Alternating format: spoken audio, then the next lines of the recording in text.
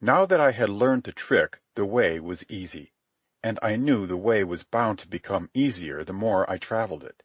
Once establish a line of least resistance, each succeeding journey along it will find still less resistance. And so, as you shall see, my journeys from San Quentin life into other lives were achieved almost automatically as time went by. After Warden Atherton and his crew had left me, it was a matter of minutes to will the resuscitated portion of my body back into the little death. Death in life it was, but it was only the little death, similar to the temporary death produced by anesthetic. And so, from all that was sordid and vile, from brutal solitary and jacket hell, from acquainted flies and sweats of darkness and the knuckle-talk of the living dead, I was away at a bound into time and space. Came the duration of darkness and the slow-growing awareness of other things and of another self. First of all, in this awareness, was dust. It was in my nostrils, dry and acrid. It was on my lips. It coated my face, my hands, and especially was it noticeable on the fingertips when touched by the ball of my thumb. Next, I was aware of ceaseless movement. All that was about me lurched and oscillated. There was a jolt and jar, and I heard what I knew as a matter of course to be the grind of wheels on axles and the grate and clash of iron tires against rock and sand. And there came to me the jaded voices of men in curse and snarl of slow-plodding, jaded animals. I opened my eyes that were inflamed with dust, and immediately fresh dust bit into them. On the coarse blankets on which I lay, the dust was half an inch thick. Above me, through sifting dust, I saw an arched roof of lurching, swaying canvas, and myriads of dust motes descending heavily in the shafts of sunlight that entered through holes in the canvas. I was a child, a boy of 8 or 9, and I was weary, as was the woman, dusty-visaged and haggard, who sat up beside me and soothed a crying babe in her arms. She was my mother, that I knew as a matter of course, just as I knew, when I glanced along the canvas tunnel of the wagon-top, that the shoulders of the man on the driver's seat were the shoulders of my father. When I started to crawl along the packed gear with which the wagon was laden, my mother said in a tired and querulous voice, "Can't you ever be still a minute, Jessie?" That was my name, Jessie. I did not know my surname, though I heard my mother call my father John. I have a dim recollection of hearing, at one time or another, the other men address my father as Captain. I knew that he was the leader of this company, and that his orders were obeyed by all. I crawled out through the opening in the canvas, and sat down beside my father on the seat. The air was stifling with the dust that rose from the wagons and the many hoofs of the animals. So thick was the dust that it was like mist or fog in the air, and the low sun shone through it dimly and with a bloody light. Not alone was the light of this setting sun ominous, but everything about me seemed ominous. The landscape, my father's face, the fret of the babe in my mother's arms that she could not still, the 6 horses my father drove that had continually to be urged and that were without any sign of color, so heavily had the dust settled on them. The landscape was an aching, eye-hurting desolation. Low hills stretched endlessly away on every hand. Here and there, only on their slopes, were occasional scrub growths of heat-parched brush. For the most part, the surface of the hills was naked dry and composed of sand and rock. Our way followed the sand bottoms between the hills, and the sand bottoms were bare, save for spots of scrub, with here and there short tufts of dry and withered grass. Water there was none, nor sign of water, except for washed gullies that told of ancient and torrential rains. My father was the only one who had horses to his wagon. The wagons went in single file, and as the train wound and curved, I saw that the other wagons were drawn by oxen. 3 or 4 yoke of oxen strained and pulled weakly at each wagon, and beside them, in the deep sand, walked men with ox-goads, who prodded the unwilling beasts along. On a curve I counted the wagons ahead and behind. I knew that there were 40 of them, including our own, for often I had counted them before. And as I counted them now, as a child will to while away tedium, they were all there, 40 of them, all canvas-topped, big and massive, crudely fashioned, pitching and lurching, grinding and jarring over the sand and sagebrush and rock. To right and left of us, scattered along the train, rode a dozen or 15 men and youths on horses. Across their pommels were long-barreled rifles. Whenever any of them drew near to our wagon, I could see that their faces, under the dust, were drawn and anxious like my father's. And my father, like them, had a long-barreled rifle close to hand as he drove. Also, to one side, limped a score or more of footsore, yoke-galled skeleton oxen that ever paused to nip at the occasional tufts of withered grass, and that ever were prodded on by the tired-faced youths who herded them. Sometimes one or another of these oxen would pause and low, and such lowing seemed as ominous as all else about me. Far, far away I have a memory of having lived, a smaller lad, by the tree-lined banks of a stream. And as the wagon jolts along and I sway on the seat with my father, I continually return and dwell upon that pleasant water flowing between the trees. I have a sense that for an interminable period I have lived in a wagon and traveled on, ever on, with this present company. But strongest of all upon me is what is strong upon all the company, namely, a sense of drifting to doom. Our way was like a funeral march. Never did a laugh arise. Never did I hear a happy tone of voice. Neither peace nor ease marched with us. The faces of the men and youths who outrode the train were grim, set, hopeless. And as we toiled through the lurid dust of sunset, often I scanned my father's face in vain quest of some message of cheer. I will not say that my father's face, in all its dusty haggardness, was hopeless. It was dogged, and oh, so grim and anxious, most anxious. A thrill seemed to run along the train. My father's head went up, so did mine. And our horses raised their weary heads, scented the air with long-drawn snorts, and for the knots pulled willingly. The horses of the outriders quickened their pace, and as for the herd of scarecrow oxen, it broke into a forthright gallop. It was almost ludicrous. The poor brutes were so clumsy in their weakness and haste. They were galloping skeletons draped in mangy hide, and they outdistanced the boys who herded them. But this was only for a time. Then they fell back to a walk, a quick, eager, shambling, sore-footed walk, and they no longer were lured aside by the dry bunch-grass. "What is it?" my mother asked from within the wagon. "Water," was my father's reply. "It must be Nephi." And my mother, "Thank God, and perhaps they will sell us food." And into Nephi, through blood-red dust, with grind and grate and jolt and jar, our great wagons rolled. A dozen scattered dwellings or shanties composed the place. The landscape was much the same as that through which we had passed. There were no trees, only scrub growths and sandy bareness. But here were signs of tilled fields, with here and there a fence. Also, there was water. Down the stream ran no current.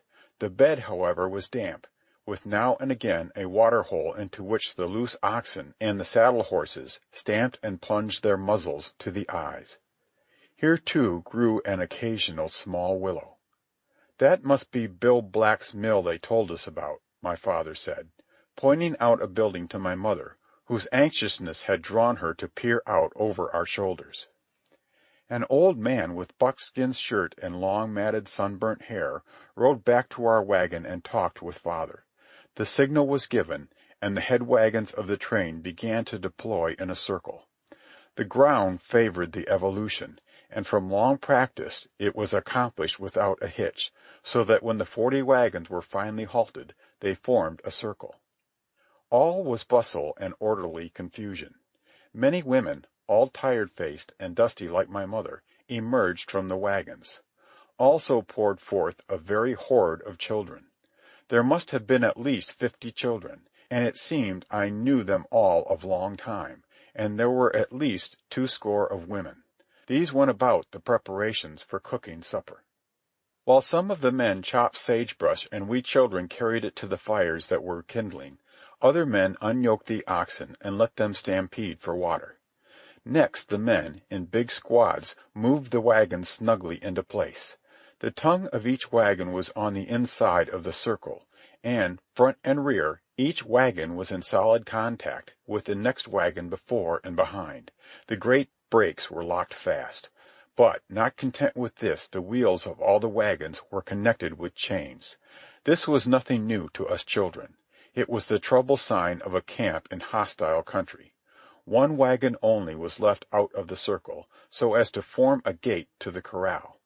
Later on, as we knew, ere the camp slept, the animals would be driven inside, and the gate wagon would be chained like the others in place. In the meanwhile, and for hours, the animals would be herded by men and boys to what scant grass they could find. While the camp-making went on, my father, with several others of the men, including the old man with the long sunburnt hair, went away on foot in the direction of the mill. I remember that all of us, men, women, and even the children, paused to watch them depart, and it seemed their errand was of grave import.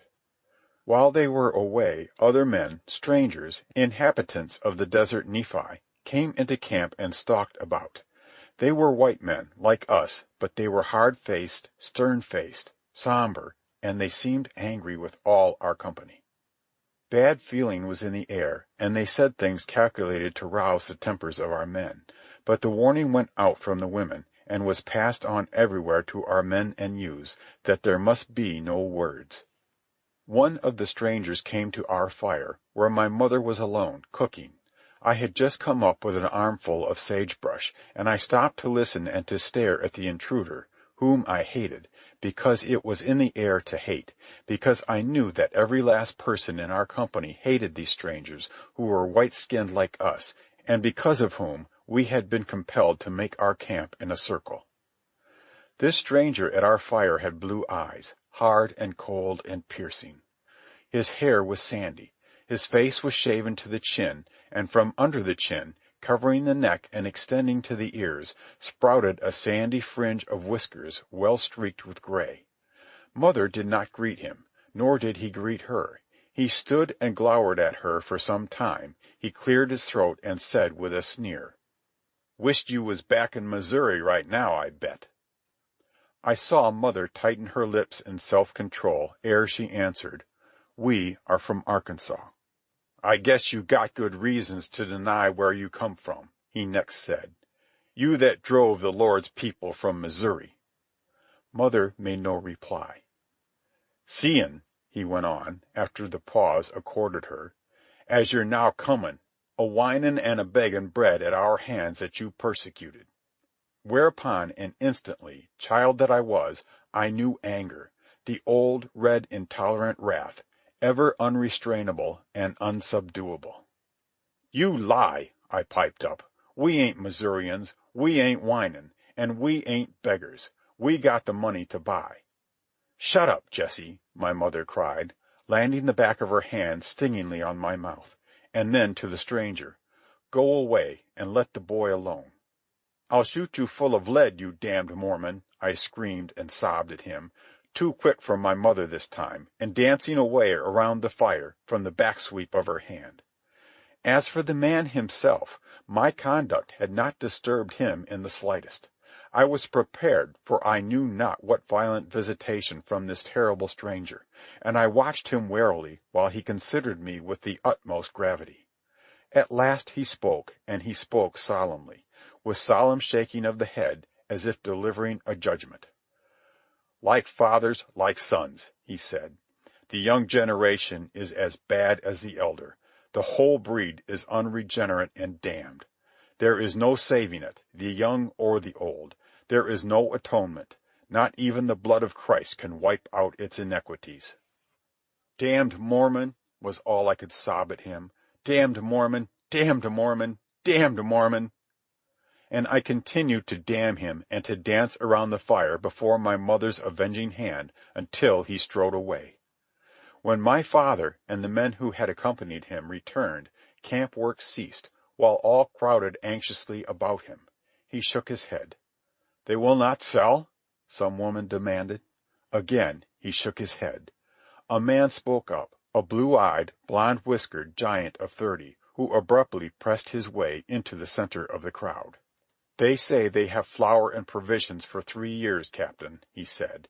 "They have always sold to the immigration before, and now they won't sell. And it ain't our quarrel. Their quarrel's with the government, and they're taking it out on us. It ain't right, Captain. It ain't right, I say. Us with our women and children, and California months away, winter comin' on, and nothin' but the desert in between.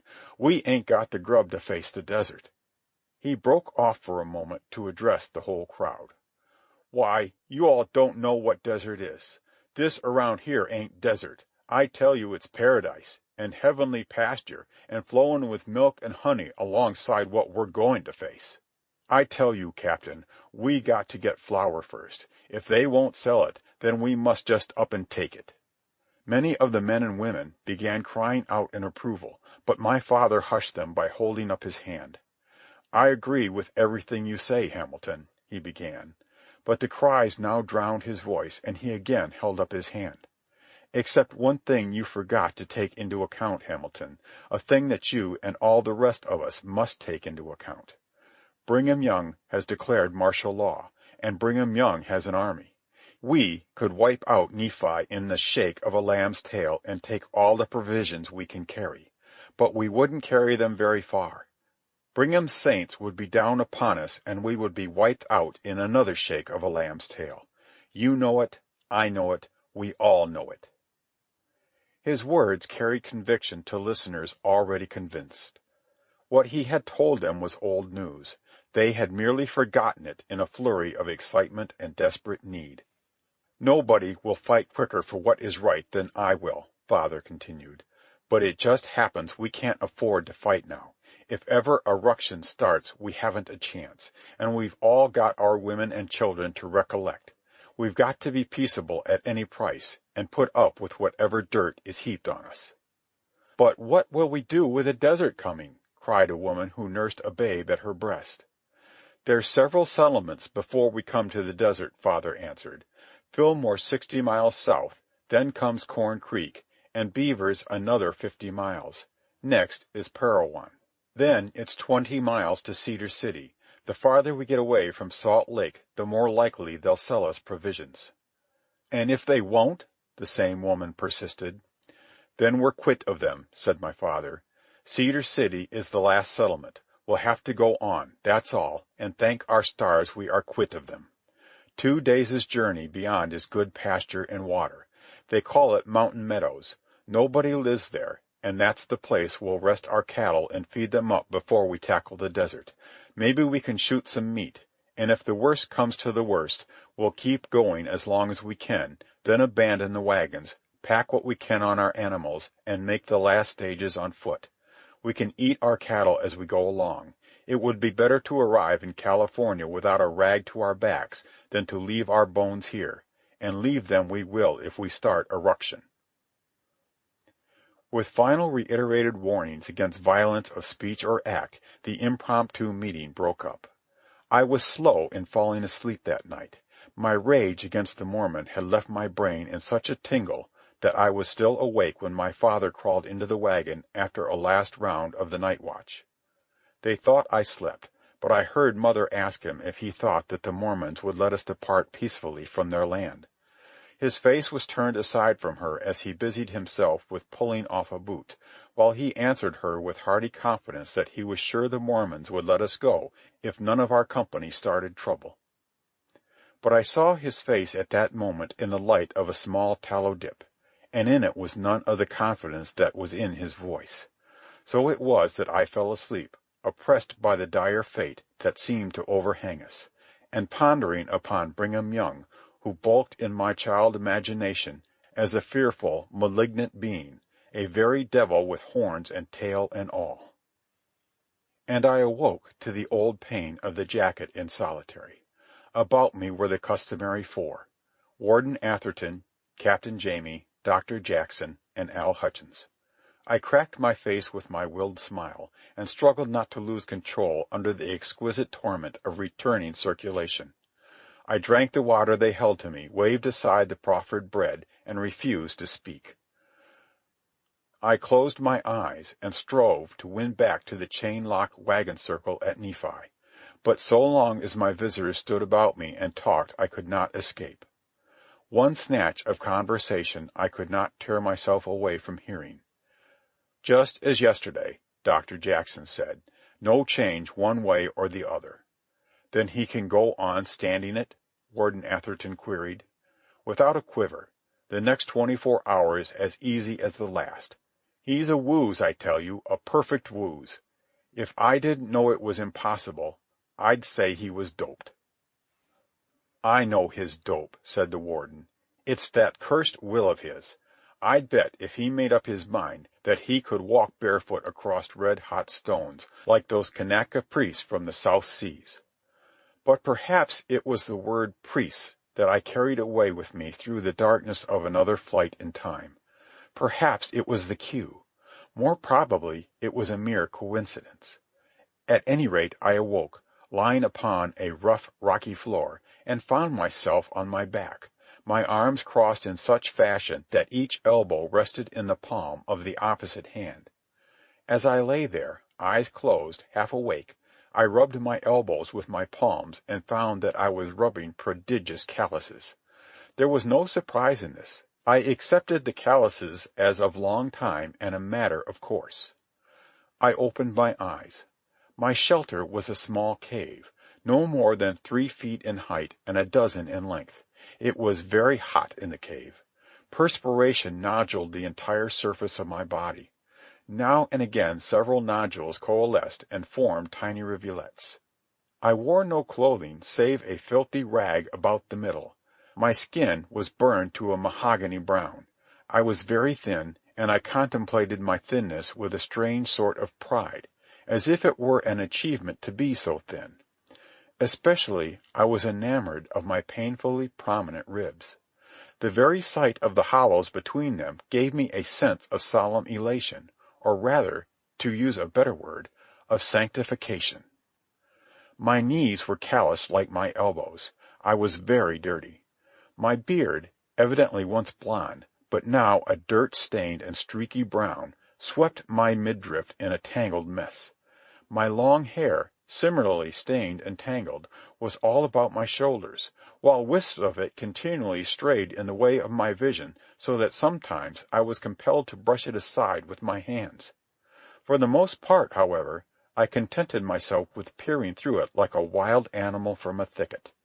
Just at the tunnel-like mouth of my dim cave, the day reared itself in a wall of blinding sunshine. After a time I crawled to the entrance, and for the sake of greater discomfort, lay down in the burning sunshine on a narrow ledge of rock. It positively baked me, that terrible sun, and the more it hurt me, the more I delighted in it, or in myself rather, in that I was thus the master of my flesh and superior to its claims and remonstrances. When I found under me a particularly sharp, but not too sharp, rock projection, I ground my body upon the point of it, rowelled my flesh in a very ecstasy of mastery and of purification. It was a stagnant day of heat. Not a breath of air moved over the river valley on which I sometimes gazed. Hundreds of feet beneath me the wide river ran sluggishly. The farther shore was flat and sandy and stretched away to the horizon. Above the water were scattered clumps of palm trees. On my side, eaten into a curve by the river, were lofty, crumbling cliffs. Further along the curve, in plain view of my eyrie, carved out of the living rock, were 4 colossal figures. It was the stature of a man to their ankle joints. The 4 colossi sat, with hands rested on knees, with arms crumbled quite away, and gazed out upon the river. At least 3 of them so gazed.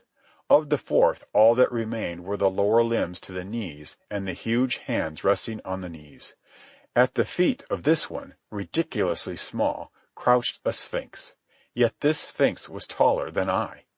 I looked upon these carven images with contempt, and spat as I looked. I knew not what they were, whether forgotten gods or unremembered kings, but to me they were representative of the vanity of earth-men and earth aspirations. And over all this curve of river and sweep of water and wide sands beyond arched a sky of aching brass unflecked by the tiniest cloud. The hours passed while I roasted in the sun. Often, for quite decent intervals, I forgot my heat and pain in dreams and vision and in memories. All this I knew. Crumbling colossi and river and sand and sun and brazen sky was to pass away in the twinkling of an eye. At any moment the trumps of the archangels might sound, the stars fall out of the sky, the heavens roll up as a scroll, and the Lord God of all come with his host for the final judgment. Ah, I knew it so profoundly that I was ready for such sublime event. That was why I was here in rags and filth and wretchedness. I was meek and lowly, and I despised the frail needs and passions of the flesh. And I thought with contempt, and with a certain satisfaction, of the far cities of the plain I had known, all unheeding, in their pomp and lust, of the last day so near at hand. Well, they would see soon enough, but too late for them. And I should see, but I was ready, and to their cries and lamentations would I rise, reborn and glorious, and take my well-earned and rightful place in the city of God. At times, between dreams and visions in which I was verily and before my time in the city of God, I conned over in my mind old discussions and controversies. Yes, Notavus was right in his contention that penitent apostates should never again be received into the churches. Also, there was no doubt that Sabellianism was conceived of the devil. So was Constantine, the arch-fiend, the devil's right hand. Continually I returned to contemplation of the nature of the unity of God, and went over and over the contentions of Noetus the Syrian. Better, however, did I like the contentions of my beloved teacher Arius. Truly, if human reason could determine anything at all, there must have been a time, in the very nature of sonship, when the Son did not exist. In the nature of sonship, there must have been a time when the Son commenced to exist. A father must be older than his son. To hold otherwise were a blasphemy and a belittlement of God. And I remembered back to my young days when I had sat at the feet of Arius, who had been a presbyter of the city of Alexandria, and who had been robbed of the bishopric by the blasphemous and heretical Alexander. Alexander the Sabellianite, that is what he was, and his feet had fast hold of hell. Yes, I had been to the Council of Nicaea, and seen it avoid the issue, and I remembered when the Emperor Constantine had banished Arius for his uprightness, and I remembered when Constantine repented for reasons of state and policy, and commanded Alexander, the other Alexander, thrice cursed, Bishop of Constantinople, to receive Arius into communion on the morrow. And that very night did not Arius die in the street?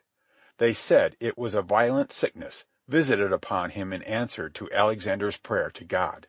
But I said, and so said all we Arians, that the violent sickness was due to a poison, and that the poison was due to Alexander himself, Bishop of Constantinople and the devil's poisoner. And here I ground my body back and forth on the sharp stones and muttered aloud, drunk with conviction, "Let the Jews and pagans mock. Let them triumph, for their time is short, and for them there will be no time after time." I talked to myself aloud a great deal on that rocky shelf overlooking the river. I was feverish, and on occasion I drank sparingly of water from a stinking goatskin. This goatskin I kept hanging in the sun that the stench of the skin might increase and that there might be no refreshment of coolness in the water.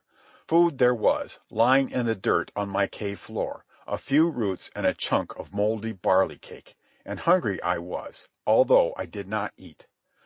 All I did that blessed livelong day was to sweat and swelter in the sun, mortify my lean flesh upon the rock, gaze out of the desolation, resurrect old memories, dream dreams, and mutter my convictions aloud. And when the sun set, In the swift twilight I took a last look at the world soon to pass. About the feet of the colossi I could make out the creeping forms of beasts that laired in the once proud works of men. And to the snarls of the beasts I crawled into my hole, and muttering and dozing, visioning fevered fancies and praying that the last day come quickly, I ebbed down into the darkness of sleep. Consciousness came back to me in solitary, with the quartet of torturers about me. Blasphemous and heretical warden of San Quentin, whose feet have fast hold of hell, I gibed, after I had drunk deep of the water they held to my lips. Let the jailers and the trustees triumph. Their time is short, and for them there is no time after time. He's out of his head, Warden Atherton affirmed. He's putting it over on you, was Dr. Jackson's sure judgment. But he refuses food, Captain Jamie protested. Huh! He could fast 40 days and not hurt himself, the doctor answered. And I have, I said, and 40 nights as well. Do me the favor to tighten the jacket and then get out of here.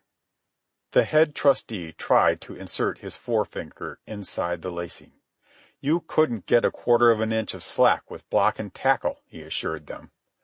Have you any complaint to make standing? The warden asked. Yes, was my reply, on 2 counts. What are they? First, I said, the jacket is abominably loose. Hutchins is an ass. He could get a foot of slack if he wanted. What is the other count? Warden Atherton asked. That you are conceived of the devil, Warden. Captain Jamie and Dr. Jackson tittered, and the warden, with a snort, led the way out of my cell. Left alone, I strove to go into the dark and gain back to the wagon circle at Nephi. I was interested to know the outcome of that doomed drifting of our 40 great wagons across a desolate and hostile land, and I was not at all interested in what came of the mangy hermit with his rock-roweled ribs and stinking water-skin. And I gained back, neither to Nephi nor the Nile, but to— But here I must pause in the narrative, my reader, in order to explain a few things and make the whole matter easier to your comprehension. This is necessary because my time is short in which to complete my jacket memoirs. In a little while, in a very little while, they are going to take me out and hang me.